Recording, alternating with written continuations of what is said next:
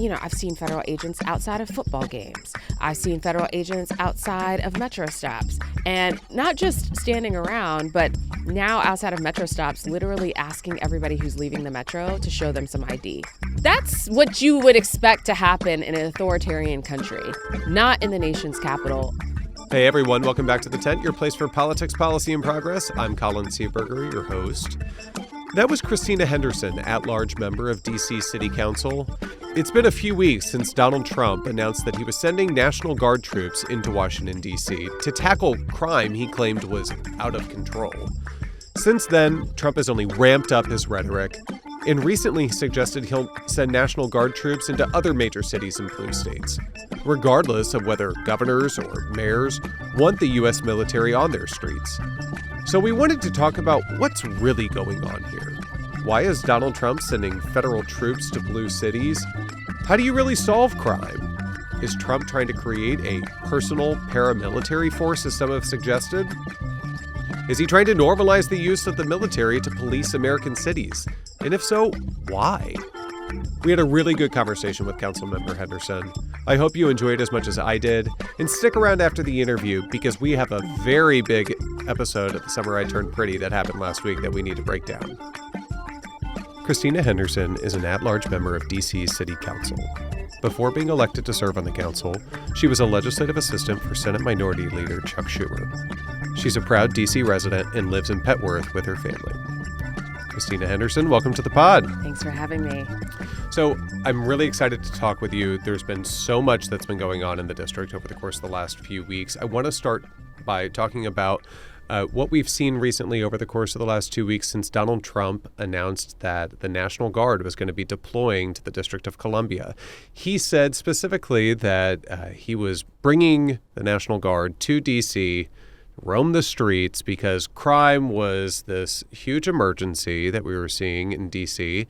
That's despite the fact that we know that over the course of the last few years, we have been seeing a significant downward trend in crime, in violent crime, throughout the district. So really, what is this all about? Can you break it down for us? Well, that's the confusing part because D.C. is a major urban American city, like most major urban cities that have large populations of individuals. Yes, we do have incidents of crime and violence that take place here, largely driven by guns. Mm-hmm. We'll put that to the side for a second. But nothing here at the time of the emergency, in my view, necessitated us having thousands of National Guard troops deployed on American streets, right? There was no unrest. There was not a natural disaster. These are typically the types of things that occur when National Guard troops are deployed in other states. But here, it more seemed like a PR move, if you will, because... From this president. Well, if you looked at where National Guard troops were actually deployed around the city, and one morning I rented a scooter and took a little trip around downtown. Washington Monument, in front of the White House, in front of the Lincoln Memorial, guarding the tidal basin, right? Anybody who is sort of in these frequent high tourist areas would tell you this is not where these incidents of violence and crime are occurring. Yeah. But also, here you are deploying American troops who were essentially, at the time, very hot, very bored looking in terms of the work that they were doing. And now, just recently, I think the White House put out a press release talking about all of the accomplishments of the National Guard troops, including they've now had them doing landscaping and collecting trash, which, as a daughter of an Army veteran, I would say I don't actually feel like this is a mission worth the deployment of these troops. Well, I got to say, as somebody who was sending their kid to school, a childcare program, in D.C. just a few weeks ago, my daughter's field trips had never been canceled before, right? But, the staff is really weighing these difficult decisions about, what are our young kids seeing as they walk the streets? Are they seeing troops posted up with military, style assault rifles strapped to their bodies? And so I'm curious, can you talk a little bit more about how, not just what are these National Guard troops, what are they actually doing, but how is their deployment actually impacting people in the District of Columbia? Yeah, I mean, I think, again, because we live in D.C., and I say that for those of us in the sort of post 9/11 generation, in the place like the nation's capital or even in New York City, you are used to seeing higher levels of deployment of security. Whether it be in the metro, subway areas, around the Capitol, the White House, et cetera. High targets, quote unquote, high targets. Sure. But usually that's associated with something, right? A higher terrorism threat level, or there's some sort of explanation from the powers that be that sort of give you say, this is the reason why this is occurring. We've had none of that. And so I can imagine for individuals who are, let's say you're taking Amtrak and you're coming into DC for the first time, you walk out of Amtrak station and now you see MRAPs, military officers and with military grade weapons, you're probably wondering what exactly is going on here as I'm just trying to get my Uber to get home. And so what has happened is it has definitely put a lot of people who are not used to the district on high alert. I've heard of a lot of school groups who have canceled their trips to the district, or tourist groups who are saying, maybe it's not time for us to do our association meeting in the district because of all of the things that are going on. But what I want to stress to emphasize to folks is that all of the things that are going on were all manufactured. If you will, right? There was no need for American troops to be deployed, and yet we have folks who are walking around. When Secretary Hegseth then approved for the troops to now start carrying weapons, it was like, okay, what happened? There was nothing that happened in the 2 weeks prior that would say, yes, weapons are necessary, except for you're trying to up the heightened threat of it all. Or my other theory, which, luckily didn't come out to be, was that they were essentially trying to provoke an incident to be able to justify the presence of the troops being there in the first place. In LA, when DOD sent troops in, it wasn't because of civil unrest, right? You remember, it started because of protests around ICE enforcement taking place in neighborhoods. And then troops were deployed to essentially have confrontations with protesters. Well, in DC, we didn't have the protests that had happened at the beginning. And so essentially you have troops that are kind of sitting around. I think that the Trump administration was hoping for something else to happen here in order to, one, justify the deployment of troops, but also, two, use this to go on a show to other cities in Democratic areas where they wanted to do this as well. Sure. I mean, this also, though, is not just theater. This is also a real trampling on people's rights, people's freedoms. We are seeing these spots all over the district where there are just pop-up, going through people's cars, stopping people, right? Like that, would be unthinkable even to a lot of people in this post 9/11 world, in places like New York, in places like Washington. The fact that you're just driving down a street, and because you're driving down the street, you're going to get stopped and pulled over and asked to, be questioned about where you're going, what you're doing, what's in your car. Well, so I think it's important then that we sort of distinguish between what's happening with the National Guard versus what is happening with the federal agent surge, right? Because they're two separate things. National Guards are not law enforcement. They actually have no authority to arrest anyone, just sort of in general. So they haven't been used in the same way as, say, the DEA agents or the ATF agents or Park Service, et cetera. DHS, Right? So they're separate.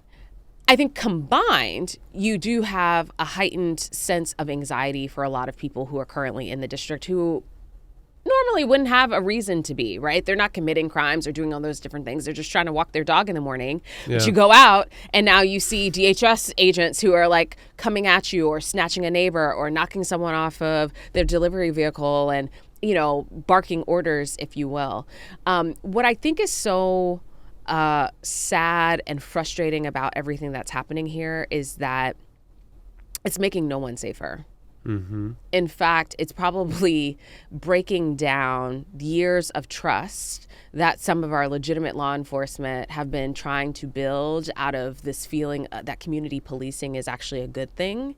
And that's going to make it harder, right? The checkpoints aren't new. Most people don't realize that Chief Smith, who is the chief of MPD, she started doing the checkpoints about 2 years ago when DC started to see a higher spike in terms of incidents of vehicular accidents and deaths.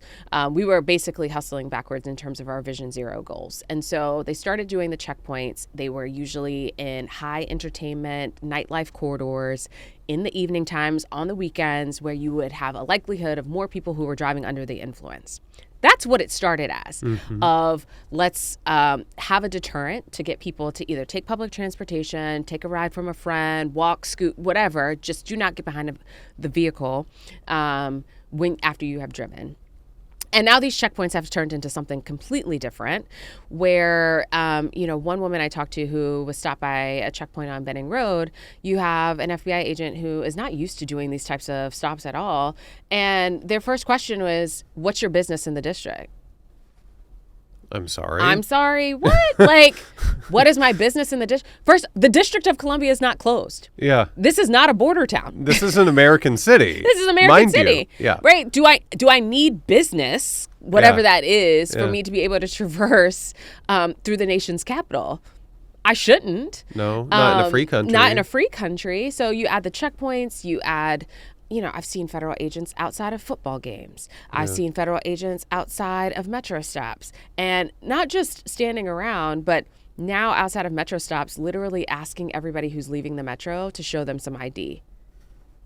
What? That's what you would expect to happen in an authoritarian country. Yeah. Not in the nation's capital. And for no express threat level being raised. Does that make sense? Like, I feel like Americans, for better or for worse, we recognize that there's some trade-offs in terms of the greater interest of national security, right?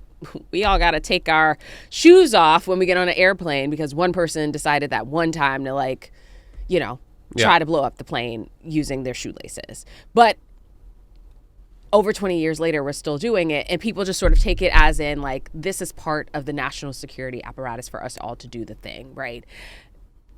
It's not happening here. Yeah. I think they are just picking and prodding. Picking and prodding. And they chose a place like D.C. because of our uniqueness being the federal district. I don't have a governor, right? I don't have a J.B. Pritzker who's going to stand by me. I don't have a Gavin Newsom who's going to stand by me or who can file these types of legal challenges in the courts because of the way that the law is written about D.C. It's so broad. Like you could drive a truck through Section 740 of the Home Rule Act in terms of what it allows or what it doesn't allow.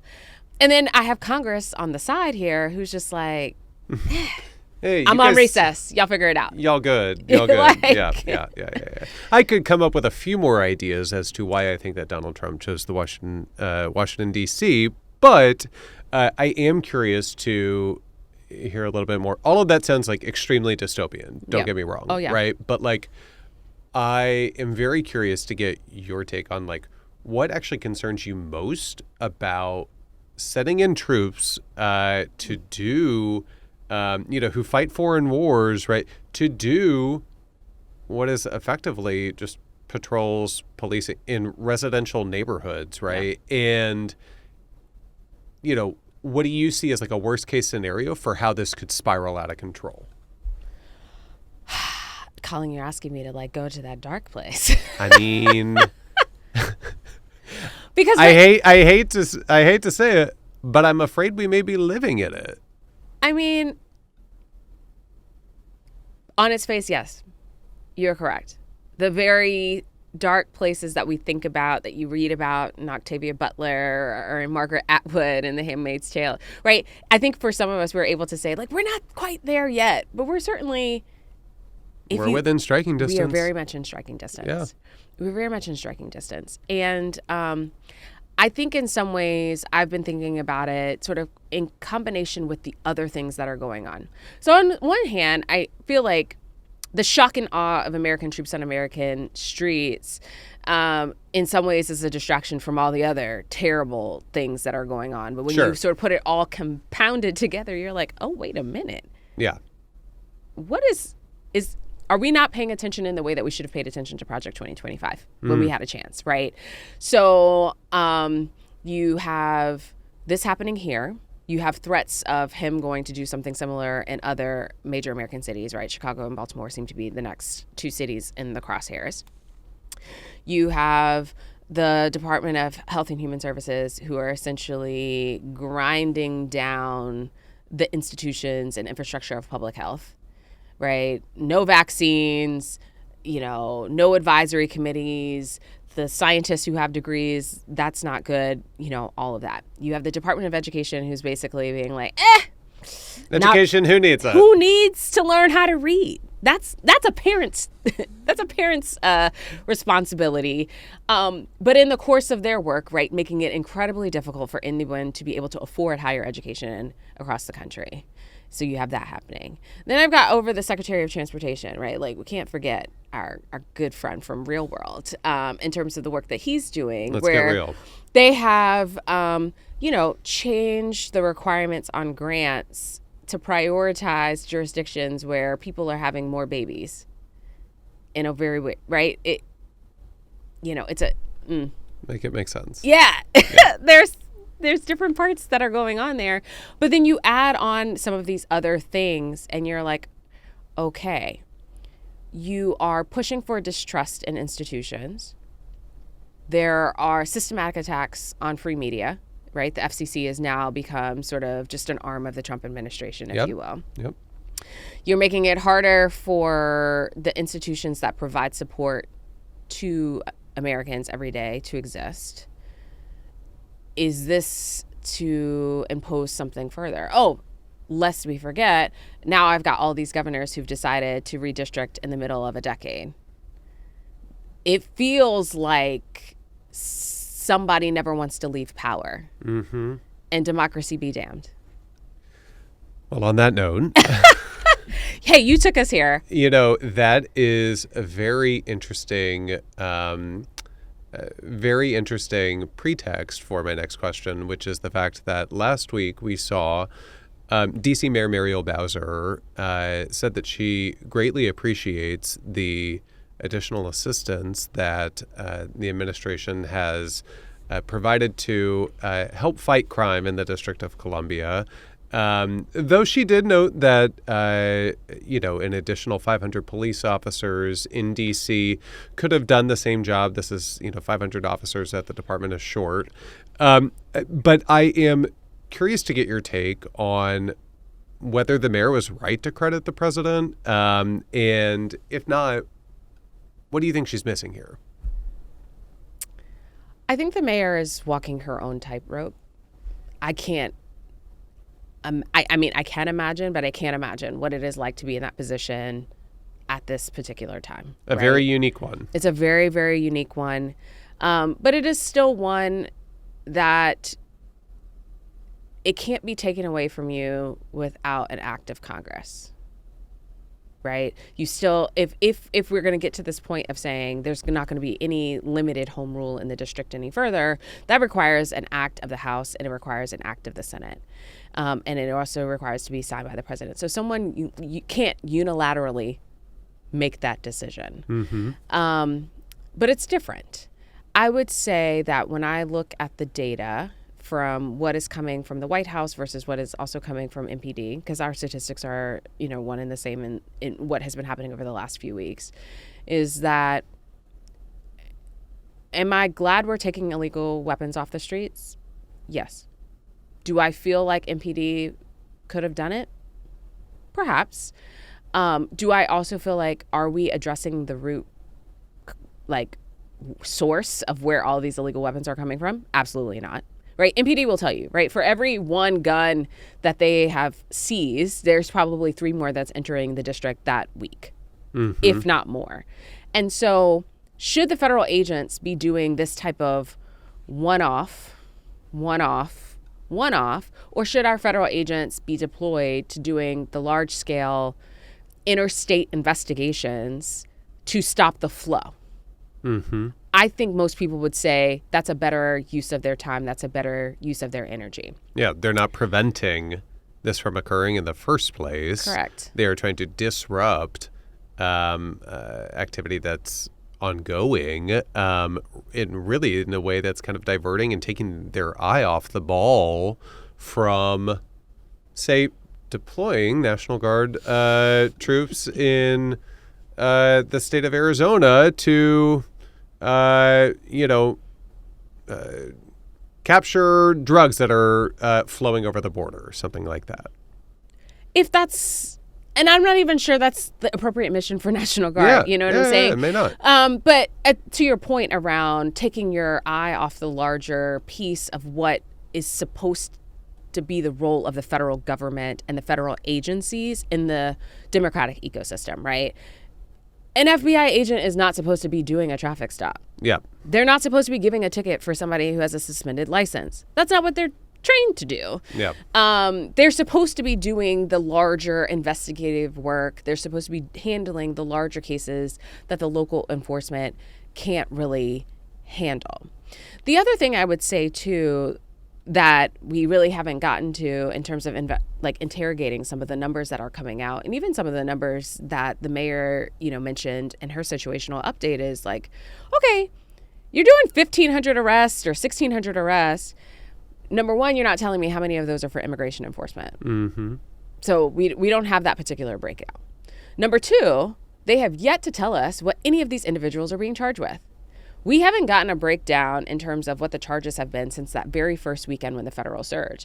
And if you recall, in that very first weekend, they were arresting people for like riding a dirt bike in the park or driving with a suspended license. Again, against the law. Yeah. These are crimes. And those are crimes that people should be held responsible for. Sure, but I don't know if I need 450 federal agents in order to be able to accomplish some of that. I will be very curious to see what happens in the courts. How many of these 1,500 people who have been arrested is the U.S. Attorney's Office actually going to charge and actually going to pursue? And of those, how many is the grand jury actually going to indict? Yeah, I mean, we did see Sandwich Man that became a national celebrity for. What was it? Was it outside Subway? Outside of the Subway, yeah, 14th. The 14th and U. Threw the sandwich at the officer. Janine Pirro, the U.S. Attorney in D.C., not off to a strong start. Didn't get that grand jury indictment. I think they often used to say that grand juries would indict a ham sandwich. I don't know. Apparently not in 2025. But in that case, right, it was very clear that the prosecutors overcharged. Sure. Felony assault for throwing a sandwich. What jury was going to say, yes, that is the Cheetos. Come on. Yeah. Come on. And so I feel like we're, in some ways it kind of feels like they're trying to reach a quota, right? I want to get to a certain number of arrests, but at what cost? Sure. Certainly at what cost to the individual lives, because as you and I know, right, arrests, they follow you, regardless of whether or not there was a conviction, regardless of whether or not you were actually prosecuted. Unfortunately, in this country, we, require people to either disclose that information or, it could stop you from getting housing or from getting a job or even qualifying for, student loan assistance, right? There are very real consequences to arrests, regardless of whatever the particular outcome is. And for us to just treat it so cavalierly, right? There was a guy who you talk about that as if that's not part of what is the intent here, right? I mean, I think this is very clearly part of the intent on the administration's part. Well, then we need to stop saying that it's about public safety. Yep. We need to stop saying that it's about crime. That's correct. Because, in fact, some of the actions that we are doing are making it more likely that some individuals will be locked out of legitimate sources of income that they would have to turn to criminal acts perhaps in the future due to some of these things, right? Like you arrested someone for selling water without a permit. Yeah. Make it make sense. And you're charging them in federal court? For a felony. Are you kidding me? Yeah. Okay. Yeah. I also saw that Trump a few weeks ago was saying that he wants to make, I think it was any violent crime or maybe it was any murder committed in the District of Columbia, a capital punishment. Yes. Yeah, a capital punishment case, which is quite scary, but, I think don't put it past him because I think we have learned time and time again that we should take him at his word. Oh. Other folks that, though, I'm not sure we should take by their word, and that is Republicans in Congress. Earlier this year, we saw Republicans in Congress cut over $1 billion in funding for the District of Columbia. That was money that was meant to support D.C. police, D.C. firefighters, other vital city services, including, of course, keeping the district vibrant and clean, right? That our National Guard troops are now doing. I'd love for you to talk a little bit about, just this irony of Republicans in Congress decrying crime in D.C. and at the same time, in the same breath, cutting $1 billion in funding for essential city services. Can you help us break that down? Like, where's the continuity in their train of thought? It's missing. It's missing. To say the least. So is the rationale. It's in some ways it's kind of like one of those weird abusive relationships where you essentially ask me to do something, you take away the tools and resources, so you're asking me to do the thing with one hand tied behind my back, and then when I'm not successful at accomplishing it, you say, see, this is why you need more punishment, right? That is kind of what I feel like here. The three biggest areas where we spend most of our budget, and this is local dollars to be very clear, right, is public education, public safety, and human services. These are the three areas where the Trump administration claims that they want to focus their attention. So public safety, that's not just us paying, police officers. That's making sure that we have full coverage on 911, that Department of Corrections have what they need, that the fire and EMS department have what they need to be successful. Sometimes this is overtime. Much of it is personnel spending, right? We're not talking about lavish, conferences. No, we're talking about actual people and their benefits, right? And so I think that for a lot of members of Congress, they made a mistake, but they could not admit that it was a mistake. They worked for Donald Trump. And I want to thank the United States Senate because at least they had the knowledge, or at least I would just say the bravery. They gave a damn. To say, you know what? No, this is wrong. This was not intended. And also, let's give the district its money back. And I want to underscore for your listeners, right, the timing of all of this. They decided to say 6 months into the fiscal year, no, you can't spend the money that we already approved. You need to cut. This is right before summer. So this is right before we are about to host the 4th of July national celebration. This is right before we're supposed to host one of the World Cup club games were coming here. This is right before the Army decides they want to do a parade through the District of Columbia for their 250th birthday, right? World Pride, right? Yeah. But all of these things which require public safety apparatus, and you're going to say, no, we need you to cut. Yeah. You want me to cut summer camp? Y'all say the kids are a problem. You want them running around? We'll drop them off on the hill and let them have summer camp up there all summer, these types of things. And I think what's so frustrating is that it still hasn't been addressed. We still have these funding challenges, and the money is literally just sitting in our bank account, and we can't touch it because members of Congress who are part-time residents here didn't think it was enough of an issue to give a damn. Am I allowed to say that? Yes, you are. Okay, well, there we go. Go off, Councilmember. Well, I think that actually brings us to a really important conversation, and that is D.C. is not a state, right? And, all this talk of the National Guard, we don't have a governor, right, who oversees the state National Guard. At the same time, Congress is not cutting $1 billion from, the state of South Dakota's local budget for policing, for human services, for education, right?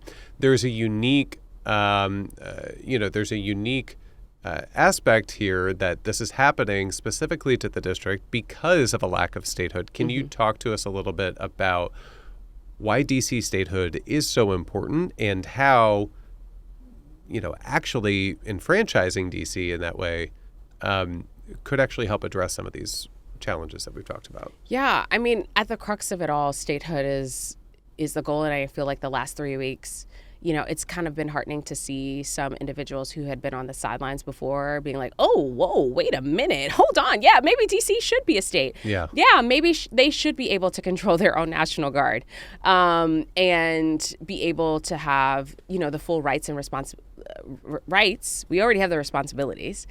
We get none of the perks, though, right? No representation in Congress, no votes, et cetera. But it also, I don't think that people understand, especially as an elected official here. Yes, I create and craft laws to address the challenges that folks are facing on the ground. I think each and every day about the 700,000 residents who I represent. But then I also now have to think, oh, shoot, is this going to make a congressman from Arizona upset? Oh, shoot, is this going to, gain some attention from somebody from South Carolina? I don't know. And I never had to think about that before of like, I have to now legislate with 535 people who don't live here, also in the thought pattern of what I'm going to do.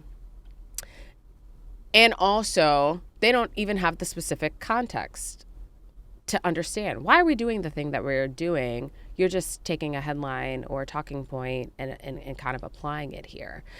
If DC had statehood, there's sometimes I try to I think back in my head of remember that time when Democrats were in control and they had 60 votes in the Senate and Nancy Pelosi was speaker? Mm-hmm. And what the hell were they doing? They made besides making sure that people had health care. Yes. They made a decision. And the Affordable Care Act is an excellent decision on that front. But think about if they had done statehood then. You would have 2 additional votes in the Senate. You would have an additional vote in the House of Representatives. And you would have 700,000 people who feel like full-fledged participants in this experiment we call democracy. Because right now, I feel like I'm yelling into the void, right? I'm calling members of Congress and they say, what's your zip code? And I say, I'm living in the District of Columbia. And they're like, well, you're not a constituent of ours. And I was like, on some days, you say you represent me. Yeah. Who else am I supposed to call? How else am I supposed to get folks to pay attention and to focus on this? And, it's kind of interesting when you go back and read when DC did gain home rule, it was under President Nixon in 1973. And some of the interviews that he gave at the time, he was like, why do I care about trash pickup? Why am I focusing on potholes? I'm the president of the United States. Let me be the president. Right. Okay? Let me be the president and let the local folks on the ground handle the local issues. But I pay my taxes like everybody else. Mm-hmm. And I don't get a chance. I think sometimes even, I think the mayor talked about on January 6th, right? It was the DC police who went in on January 6th to regain order on Capitol Hill, who stood guard outside to allow for that certification vote to take place. And we didn't have a vote in that. But we were the ones that made it possible for it to occur safely. So, yeah, that's why I'm wearing the shirt. Because some days it feels like Congress. It feels like the district versus Congress. It sure does.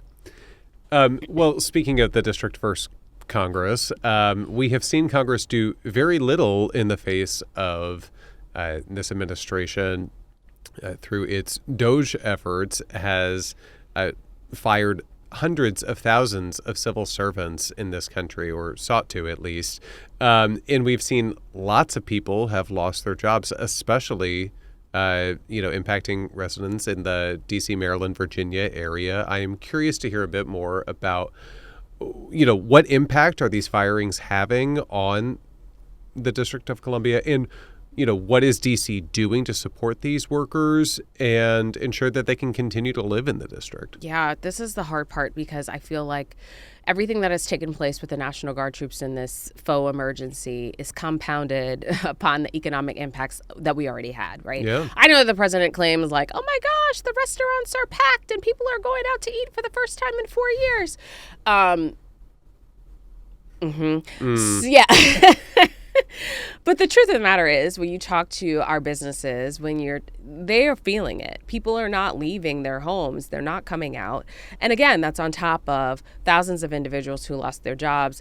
So they don't have the same type of disposable income. So it is definitely hitting the economy of the district harder. And we see it in, our revenue forecasts for where things are. When I talk to people about what is happening sort of financially here in the district, I just remind them, like, in December, we had a AAA bond rating. We had a surplus. Things, we weren't growing exponentially, but we were doing fine.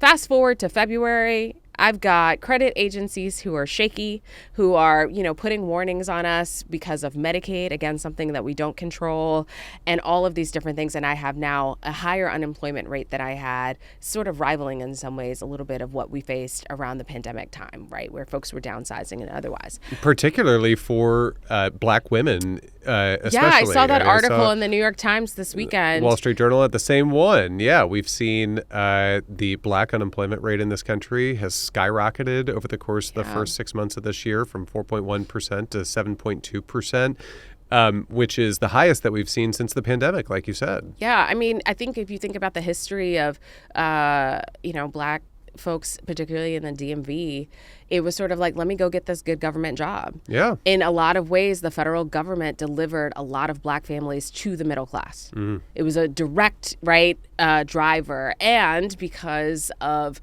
labor protections and otherwise, you had some job security to be able to put down roots and to grow your family and buy a home and do all of these different things. And so, when you start to downsize the federal government in a way that is not taking a scalpel, but I feel like they've been taking a hatchet in a variety of different ways. For sure.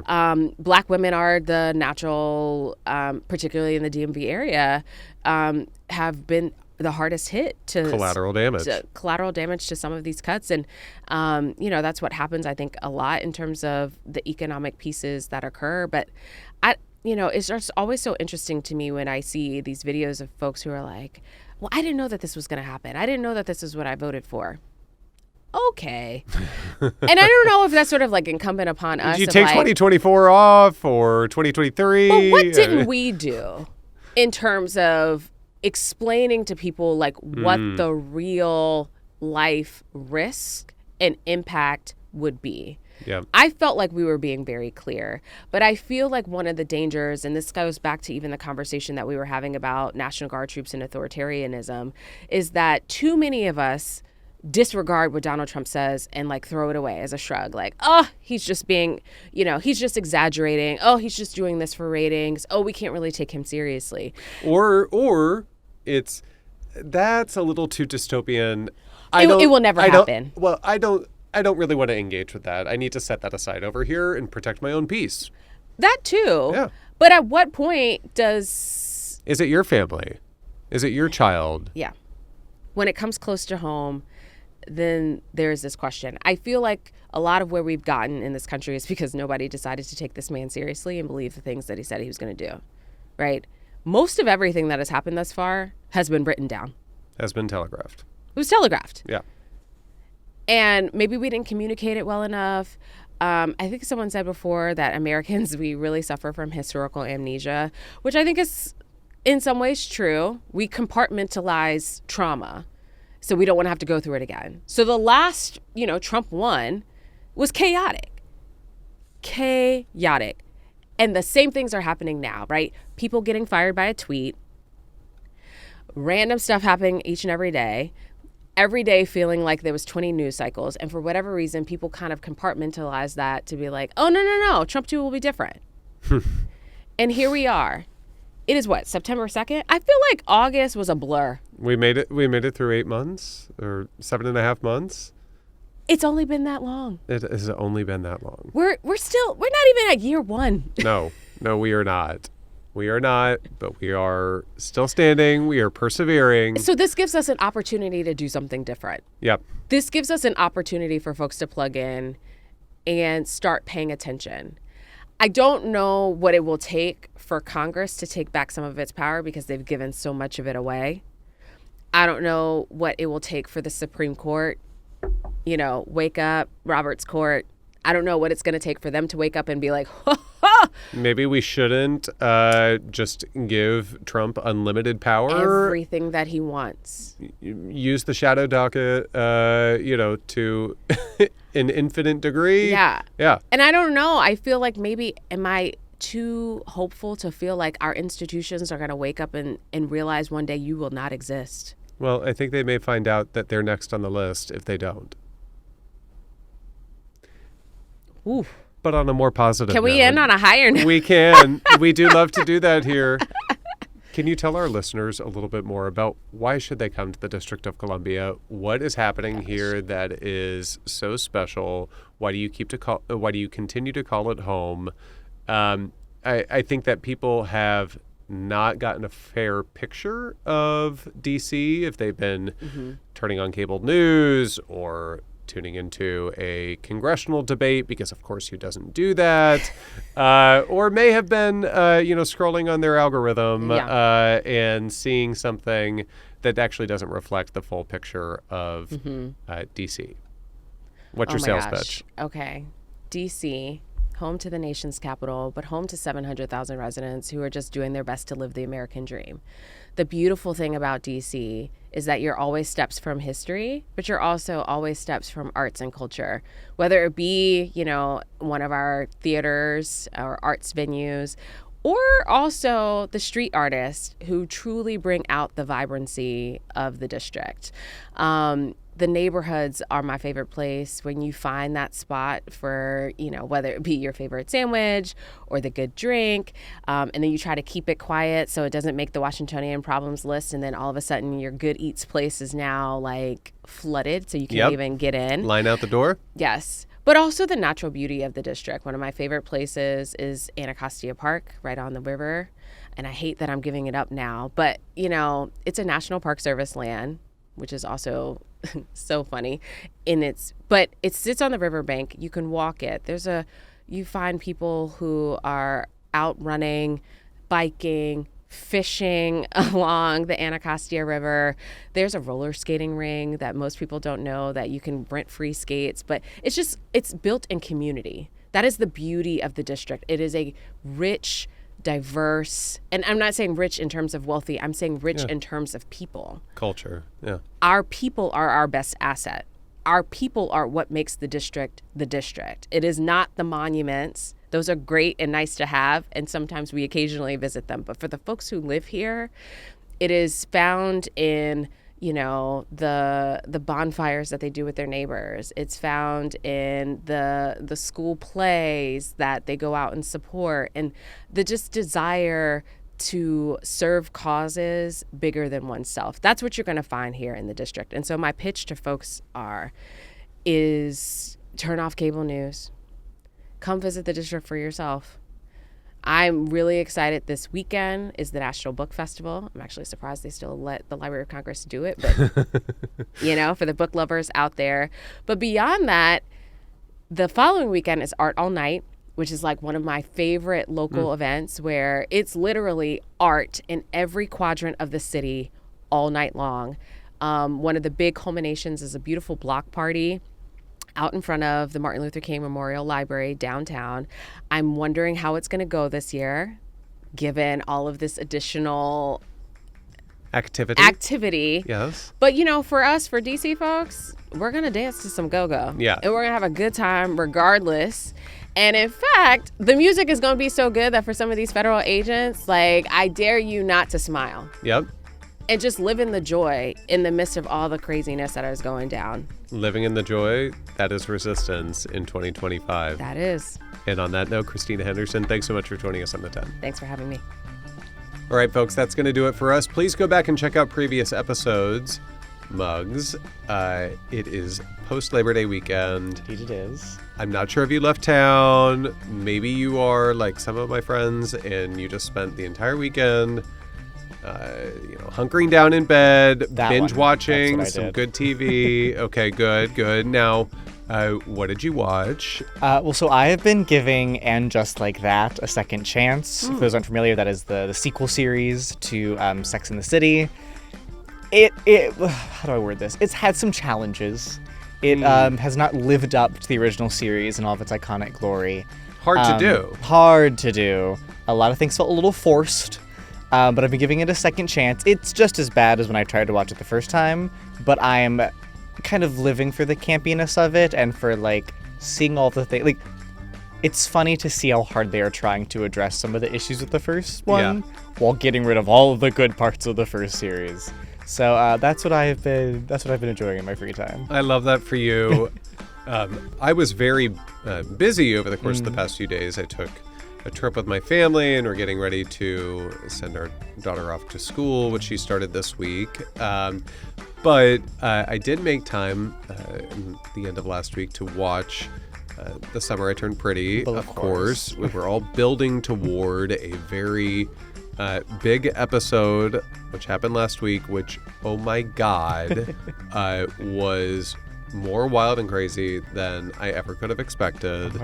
And do we have a spoiler alert on the pod right now? Or are you gonna? I feel like I can't do that to our listeners, but I can just say I am so grateful things did. They worked out the way that they worked out. However, I am not going to be content unless,